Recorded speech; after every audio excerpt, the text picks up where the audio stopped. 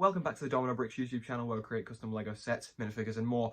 Today we're going to be taking a look at a brand new series for Spider-Man No Way Home, my personal favourite Spider-Man movie and my favourite film of the year.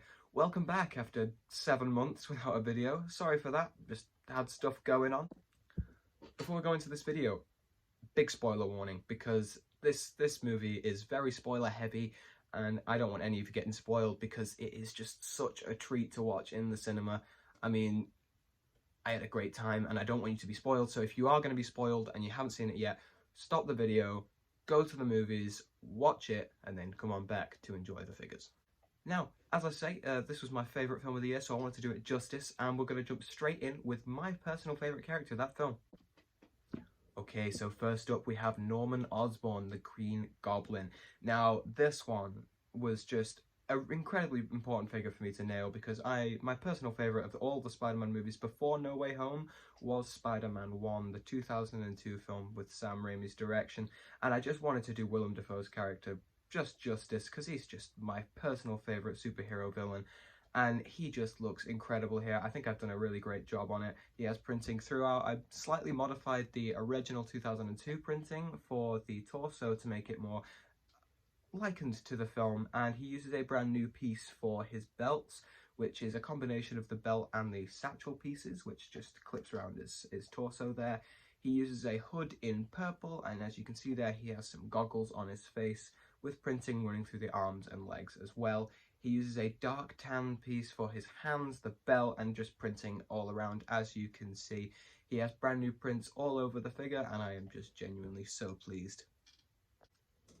The next figure we're going to take a look at is J. Jonah Jameson. Now, J.K. Simmons was just absolutely hilarious in this movie, and I just thought, what better way to honour him than make a figure for him in my series.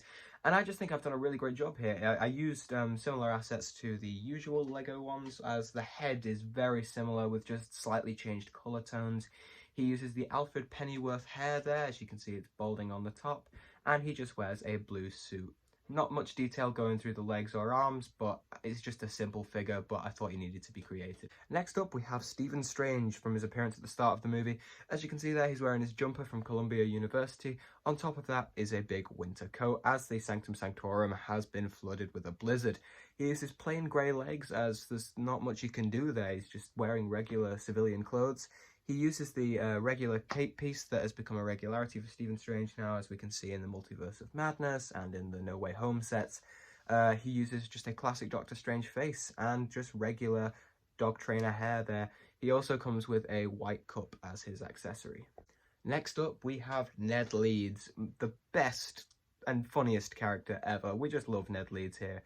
And he is using his Midtown High, I'm assuming that's like a varsity jacket or a letterman jacket. I don't know how that works. British, don't know what that is. But yeah, he's got some great colours going for him there. He uses the dark nugget skin tone for his face and hands, and he's wearing some black jeans there. And now I wasn't sure which hairpiece to go for, as I thought that the most apt one was the one that they used in the minifigure pack for Far From Home. But when I looked at it on the figure, I just thought that did not just look right. It didn't work for Ned, so I went for this hairpiece instead, which I used on my Nightwing in my Batman series. Go check that out, that's a good video. And I just think this really works for the figure. Even though it's not completely accurate, I think this Ned looks fantastic. Okay, now let's get looking at some villains. This is where some sort of spoilers are going to kind of come in. If you haven't seen any of the trailers or anything like that, just big spoiler warning here.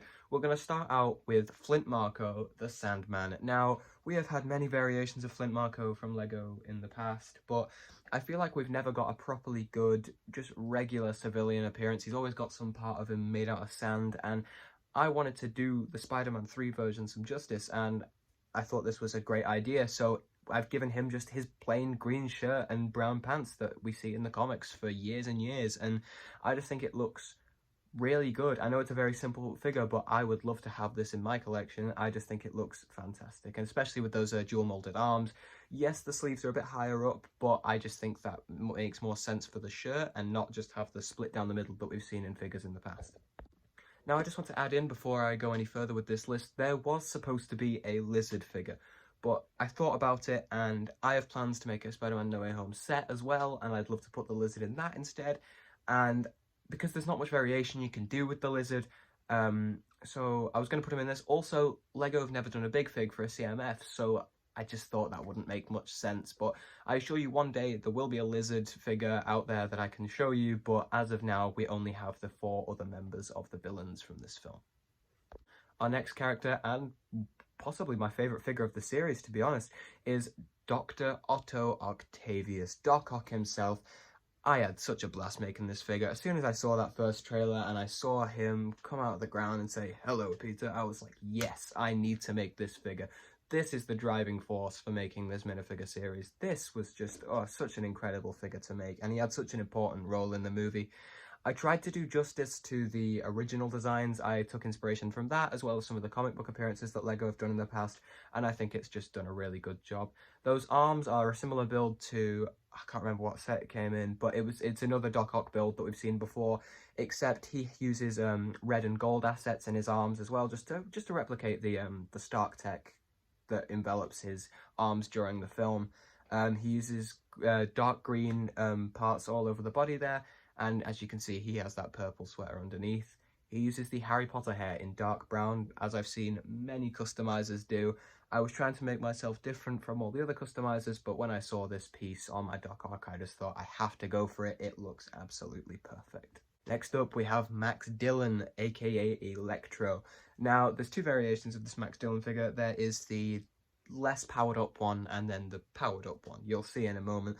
Here on the screen right now, we have the less powered up version of of Max Dillon. Here on the screen right now, you can see the less powered up version of Max Dillon. As you can see, he has electricity running up his arms along with tech. He uses dual molded arms there with the grey and then the darker skin tone there, but with printing throughout. He uses dark grey hands here, and his legs have some very minimal printing. It doesn't wrap around as much like the rest of the figures in this series. I just thought it didn't make sense, and I was just kind of thinking, what would Lego do? They're spending all their budget on some later figures, they're mind blowing, right? Some of my best work. But I thought this was a more simplistic design. I think just pockets and the occasional belt makes a lot more sense. He uses a brand new face print there. I just tried to capture the angry nature of Electro in this movie, and as you can see on his chest, he has the arc reactor along with many other wires and straps, and I believe it's like some sort of insulating equipment. I just looked at the reference images I could get, and I think I've done a pretty good job. Now, his other powered up version uses some transparent yellow hands. Now, Lego have never properly put interchangeable hands in Lego sets, but I just figured that this is probably the best way to differentiate between 2 different versions. And he also, as you can see there, has the lightning star on his face. I'm going to tell you right now, I have got no experience with 3D modeling or anything. I would have loved to make a special mold for this lightning star on his face, but I did not know what to do. So the printing is the best I could do, and I think it turned out really well. Okay, now, you may have come into this video thinking, hey, I can take the occasional spoiler, but I assure you, if you have not seen the movie, turn the video off now. This is where the spoilers get big. Turn it off, turn the video off, come back later, subscribe. But come back later, okay? Because you do not want this spoiled, because the experience is just amazing when you go into the cinema, okay? Just bear that in mind. Okay. Here we have battle-damaged, integrated suit Peter Parker. Now, this is possibly my favourite figure I've ever made, and I know I say that in every single one of my videos, but I absolutely adore what I did here. Now, we'll start from the top. He's using the brown dog trainer hair there, just simple. I thought it was the most Peter Parker-like, and his face is just a combination of assets from I think it was the Peter Parker face they used in the Venice attack battle, and I tried to emulate the bruises and scarring that we saw on the Tony Stark Silver Centurion armor figure, and I think those combined just looks absolutely fantastic there. I think he looks very scared and intimidated, like he was in the film. He has battle damage running throughout the figure, and I wanted to make mine different to Lego's, because Lego, I was thoroughly underwhelmed. The printing just wasn't fantastic. first of all, this figure has arm printing, which Lego did not elect to do for some reason, but I just think it makes the figure look so much better. I'm not sure if you can see on your screens, but it does have some small dotted pattern in a lighter black than the black we can see here, much like they did on the Ninjago movie Lloyd figure, just to give it some texture. I believe this is the first figure I've ever designed to have fingertips, different coloured hands, which is quite cool. His wrapping around his legs are the webbing pattern that we see on Spider-Man costumes, which we just never seem to get for Lego minifigures. And he just has, once again, that battle damage running throughout with his suit damage. Now, in the film, it doesn't ever get to this degree of damage. Like, I don't think the suit even tears that much, but I wanted to show a properly battered damaged Peter Parker, which we have never seen before, and I just thought this was the perfect way to do it. Okay, you asked for it. If you don't want spoilers, too late. We are going to take a look at my version of Andrew Garfield's Spider-Man. Now, you may look at this figure and think, Domino, that's just the San Diego Comic-Con one. Well, I can assure you it's not. And while it does look very similar, I have updated the textures throughout to give him wraparound leg printing with a dotted texture that runs throughout the figure, B, the web pattern that we see on my previous Spider-Man. He also has brand new arm printing, which is just, it took a while because I couldn't get the webbing right, but we do see that texture, not recreated, but similar to a later figure in my list. I think you can see where I'm going with this.